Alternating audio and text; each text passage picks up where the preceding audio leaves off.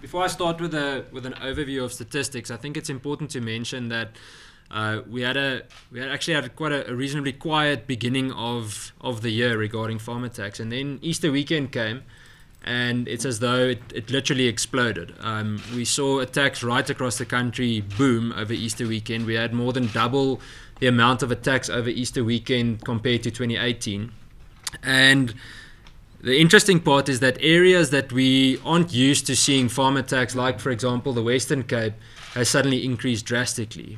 Parts of the Eastern Cape, like Addo, the area where you were hurt, and so on, those areas weren't actually known for farm attacks. So there's a definite shift in attacks across the country.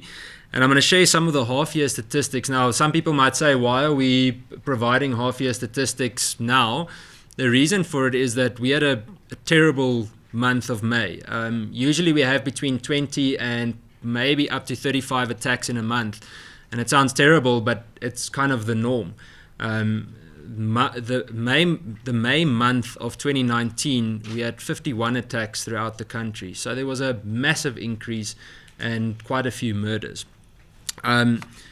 Before I start, I would just like to emphasize the definition of a farm attack, because it sometimes seems that there's a little bit of, or a lack of clarity. So you can see it on the screen there, and I'm going to read it out to you. According to the South African Police Service National Operational Coordinating Committee, attacks on farms and small holdings refer to acts aimed at the person of residents, workers, and visitors to farms and small holdings, whether with the intent to murder, rape, rob, or inflict bodily harm. In addition, all actions aimed at disrupting farming activities as a commercial concern, whether for motives related to ideology, labor disputes, land issues, revenge, grievances, intimidation, should be included, just to create some context. If we look at the figures, I'm going to start at the top left. When you look at farm attacks in 2019 until the 31st of May, just to fill you in on the last 4 days, it's now the 4th of June. We've already had 4 more attacks and another murder, so you can add that. You're more than welcome. The last attack actually took place in the last 12 hours in the Klapmuts area in the Western Cape. And there was another attack in Bokfontein in Northwest, which is an area that's been plagued with farm attacks possibly or probably for more than the last 6 or 7 years. When you look at farm attacks nationally, there were 184 attacks since the 1st of January up until the 31st of May 2019. 51 of those attacks occurred in Gauteng, 27 of them in Limpopo, 21 in Mpumalanga. In the Western Cape, there were 16. Those have now increased, as we mentioned. You would have seen yesterday also the press conference by the Minister of Agriculture in the Western Cape, as well as the Minister of Community Safety in the Western Cape. So those figures have already increased. Then 11 in the Eastern Cape, nothing in the Northern Cape, KwaZulu-Natal 17, 13 in the Free State, and 28 in the last province of Northwest. Farm murders in 2019 until the 31st of May 2019, specifically looking at murders now, there's a total of 20 murders. Now the interesting thing is we usually saw that a lot of the murders occurred, for example, in Gauteng, Limpopo, and Mpumalanga, but there would usually be a spike in 1 or 2 provinces. Now we see that there's quite an equal spread, and with the other statistics that I'm going to show you a little bit later, you'll also see that the spread and the data regarding farm attacks is kind of starting to populate itself equally right across the country, instead of just presenting itself in specific places only. Obviously, there are still areas that are targeted more than others, but generally we see that there's a more equal spread now happening throughout the country. In May, we had 51 attacks in the country, as already mentioned, 4 murders during that same time. In April, we had 35 attacks and 6 murders. In March, we had 28 attacks and 3 murders. February, 30 attacks and 2 murders. And January, 40 attacks and 5 murders.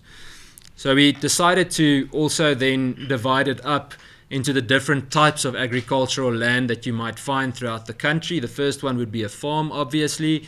The next one is a small holding, lodges, and then unknown, where not the police or anyone else could verify it, except that they said it is definitely an agricultural piece of land. So when we look at those figures and you compare it specifically to, for example, Gauteng, that shows 51 attacks since the beginning of the year, it's important to recognize the fact that the majority of the smallholding attacks in the country occur in Gauteng. Gauteng has the largest amount of small holdings that are concentrated in one area. A lot of these areas are often not very wealthy or are extremely wealthy. So it's actually a juxtaposition of different types of reasons why these attacks might occur that we can also then discuss a little bit later. This data will be provided for you if you would like to refer back to it a little bit later. Ernst, would you like to carry on with this, or would you like us? It's up to you. Okay. I'm going to mention this first because I think it's important before I introduce the next part. And this is the use of firearms specifically. This is also to debunk the theory that farm attacks are simply socio-economic, and I know Ernst will speak a little bit more about that later. We heard a myth in the last 2 weeks that farm attacks is purely socio-economic, and that often it's an opportunistic crime where people try and get some sort of financial or economic gain from the attack. Now, the interesting thing is, if you go and look in South Africa, and there are different reports representing this, according to the police, the majority of violent crimes, and it's not by much, firearms are usually used, but if you go look at, for example, the Institute for Security Studies and so forth, it clearly indicates that a lot of crimes where assault with grievous bodily harm or attempted murder or murder itself, and I can go through the entire list, those crimes are committed with knives or sharp objects. Now, the interesting thing is with farm attacks, the largest majority of the attacks that we've been able to verify, firearms are actually used. So 115 out of the 184 incidents that we have logged for the year, firearms were actually used. And these, in most cases, we also hear a story that the farmer or the person on the property's firearm was used against him or herself, but it's actually not the case. In the majority of cases, these perpetrators have the firearms to their disposal before the attack, and we're also going to deliberate or say a little bit more about that later on. You can see that 42 of the incidents out of the 184, we weren't able to say whether they had firearms or not. And unfortunately for us, we don't have every single bit of data. Everything that we present to you is verified with the police, and we make sure then that that is the information that we share. So we can actually say that there's a good chance that out of those 42 unknown incidents, there might actually be quite a few more where firearms were used. With that, I'm going to speak about the socio-economic part later. I would just like to emphasize something regarding the Western Cape, because I think it's important when we consider the amount of attacks that have occurred there compared to the last year. We've already had double the amount of attacks in 2019 in the Western Cape than what we had in the same time period in 2018, and just one more murder. Now, the interesting thing is, in the Western Cape, we didn't actually ever see much cruelty during these attacks. Victims would have been tied up. Here and there might be a little bit of violence, but it was never exaggerated violence like what we've seen in the last 12 months. Just this year, we saw an elderly lady being raped on a farm with a really brutal attack. You all remember the Bonnievale murder. The wife of that victim that was murdered was burnt with boiling water. And murder itself wasn't something that was very prominent during farm attacks in the Western Cape. Even though the Western Cape is not the highest, it's definitely concerning that there's such a drastic increase. And one must mention that there's also in the last 12 months an increase in land invasion in that area. And that's why we feel strongly about mentioning the Stefan Smit case in the last 48 hours, where he was murdered. And we must emphasize the fact that if that land grab case was acted upon properly by the police, and by whoever was involved in that specific case, we might have actually seen a different result in the handling of that case. But up to today, it's more than a year later, we still see that land invaders are present on that farm. And as you already saw in the media yesterday, it was admitted that he was fearing for his life and that he even appointed a bodyguard at certain points to look after him because he was fearing for his own safety. We must ask what the link is between land expropriation without compensation, land invasion, and then farm attacks.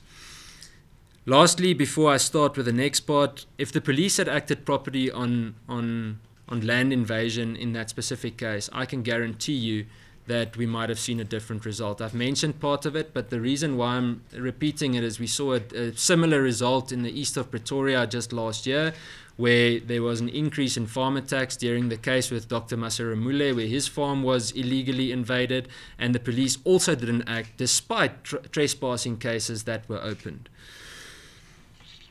Now, Adams has mentioned some of the very serious attack, but I think it's crucial that we mention just what we saw in the month of May. So in Georges Valley in Sanin, Limpopo, on the 17th of May, there was a house robbery case opened in the area.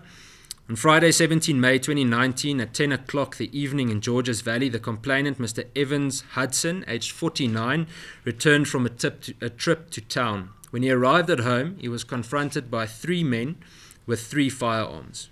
They threatened him with the firearms and instructed him to open the house, and they then forced him inside. They then burnt him with a hot iron. He was robbed of his firearm and 1,000 rand cash. His mother was also then robbed of 15,000 rand cash, and he managed to free himself. No shots were fired.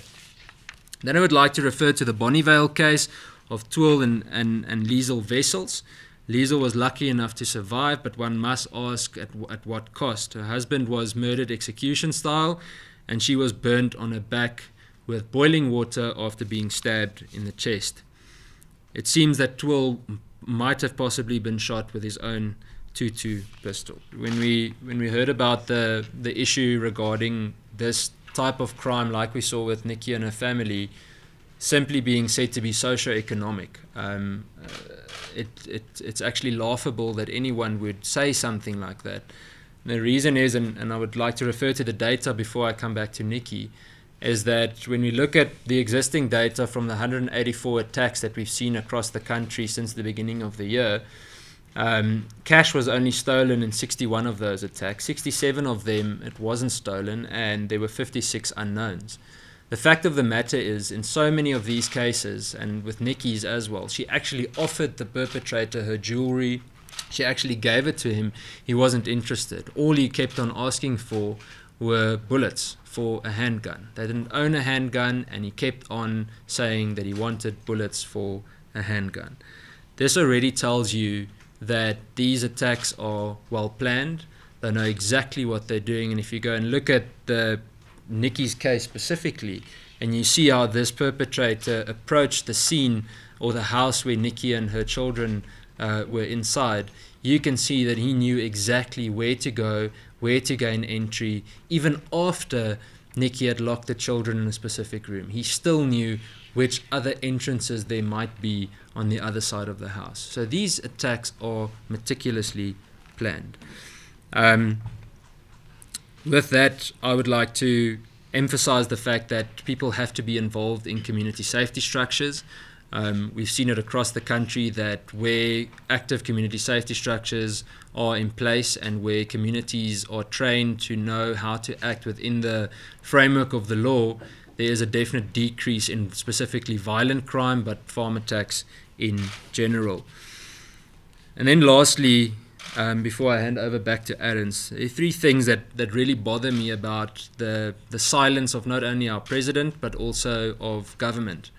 Our new Minister of Justice, Minister Ronald Lamola, in 2012 said that the blood of white people must flow in South Africa.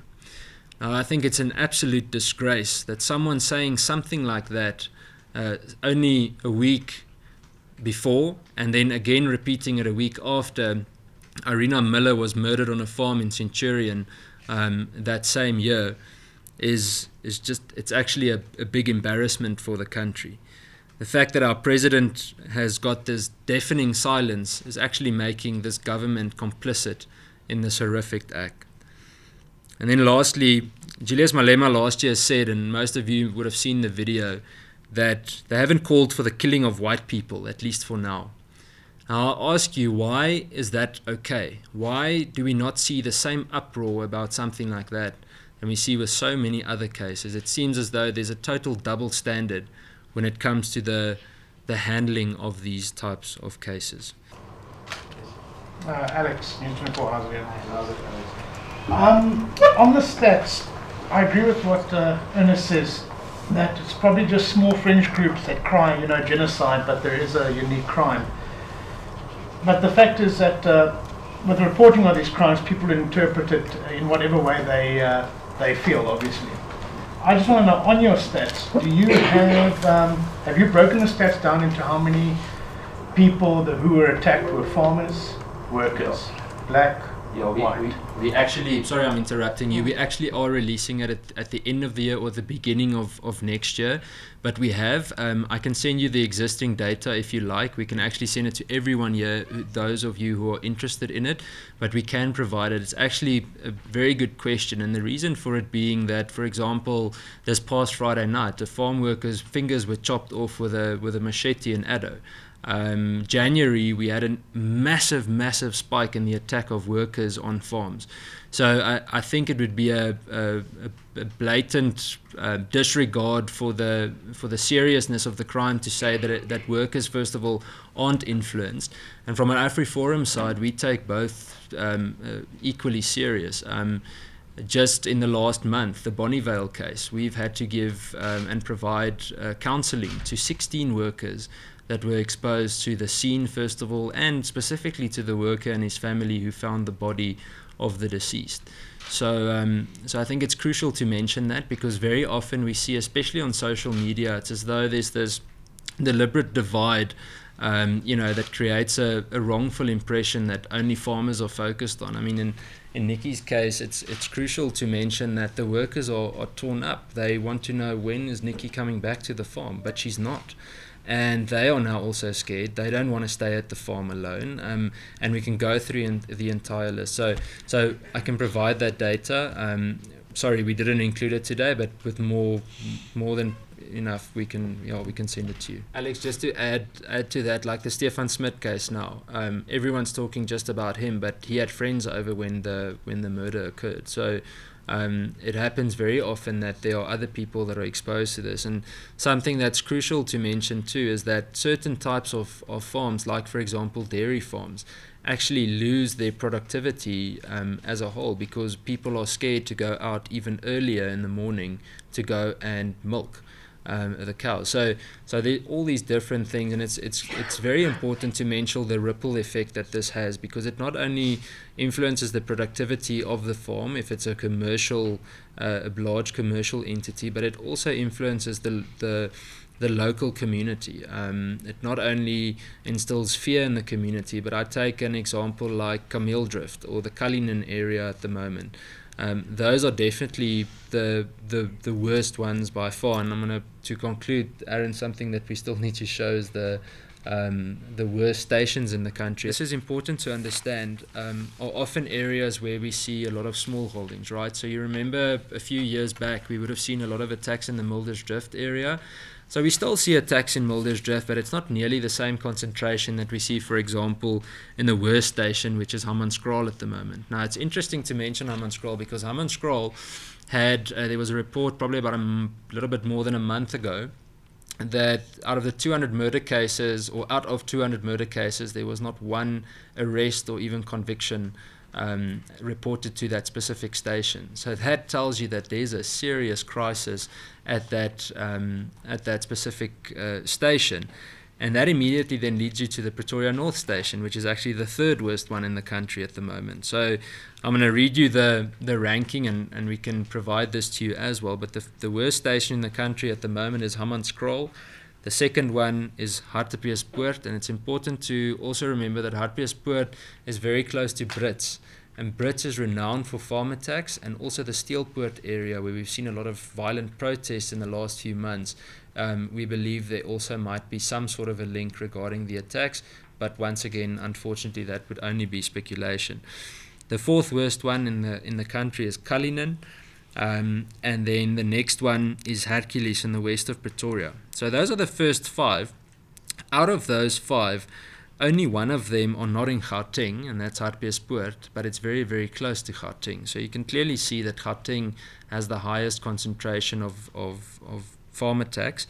After that, we see Addo, which is a unique occurrence because Addo was never one of the really bad areas, and that moves out to the Hankie area where you were influenced at around the outskirts of Port Elizabeth.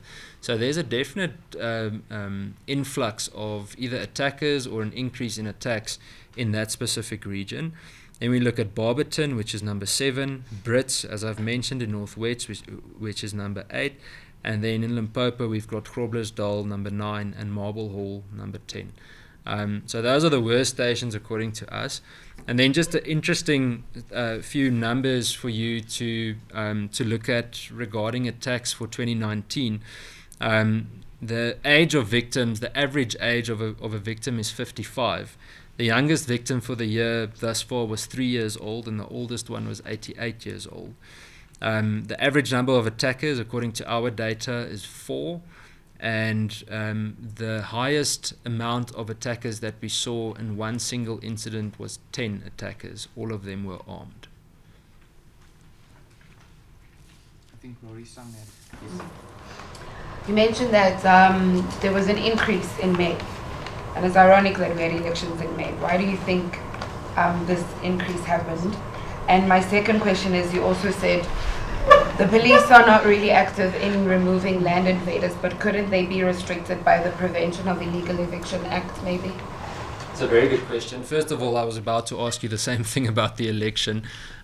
We've got the same speculation around it. It's very strange that the day before the election, actually the 3 days before the election, there were no attacks. And literally the day after the election, it just shot through the roof. That entire weekend after the election, the attacks just didn't stop. We were running around like crazy trying to assist where we could. Just this year, AfriForum has airlifted, medical airlifts done for 4 victims across the country, and that's not mentioning other type of medical evacuations from scenes. Regarding the Illegal Eviction Act, there was a directive, without going into the depth of the act now, there was a directive sent out in the last 18 months by the National Commissioner of Police that clearly stated that if someone trespasses, they must be removed and arrested. It is illegal to trespass. So that to us is the foundation of this whole land invasion thing, is that if a landowner immediately opens a trespassing case, there is no reason for the police not to act. And we see in areas like Hammanskraal, once again, where the police literally say, sorry, you have to get a court order. That's a blatant lie. It's not the truth. And the police's own guidelines say you don't need a court order. The police have to act. They have to remove the perpetrators and then arrest them. The interesting part is we had a case last year of a land grab close to Olivenhout-Bosch. And the police's answer to us when we said, why won't you allow the victim to open the case? They said that there are no fences. And we said, yeah, but we've opened 10 cases of all the fences that had been stolen already, and you also didn't do anything about that. So what do we need to do? So now we see that these victims are actually starting to dig trenches around their land to try and demarcate it that way. But then we see that the TLBs that are used are set on fire. So it's just a whole chain reaction of issues. The point is just the police need to go back to basics, and they need to act if trespassing cases are open. Anton Meyer from Pretoria FM. Ian, do you have any figures on arrests made in these 184 attacks? Our figures are very low on that. We do have figures, and we do try and keep them as accurately as possible. We've got the majority of case numbers for reference purposes, but unfortunately the police in some areas aren't very they don't really like to share a lot of the data, so we actually pick up scraps regarding it. So unfortunately, no, I don't have data with me now. I can see what we can find for you, but I don't think it will create an accurate picture. What I must say, though, Anton, that's important to mention is in some provinces we really do see an incredible force when it comes to farm attacks. The Western Cape, even though there's an increase now, it's incredible to see how quickly the police act, first of all. even considering the fact that the police in the Western Cape have got 4,500 vacancies at the moment. They've got the highest amount of vacancies, yet there's a total different approach when it comes to violent crime on farm. So it's important to mention that. And then I must take my hat off for the trio task teams right throughout the country, and units like organised crime, for example in the Eastern Cape and so on.